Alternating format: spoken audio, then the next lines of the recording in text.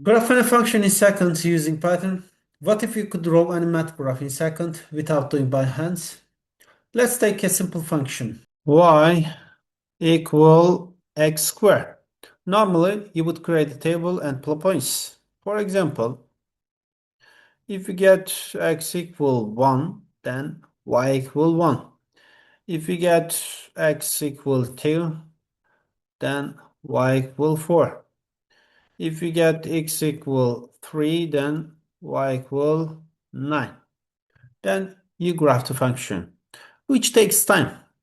So let's do the same thing using Python. I'll share my screen again.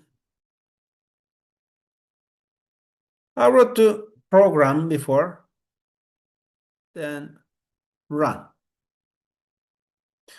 Instantly, the Python draws the graph. And just like that, Python draws the entire graph instantly. The best part, you can graph any function the same way. If you learn faster and visualize everything using Python, start it now. Next video, I'll show you how to solve quadratic equations using Python. See you next.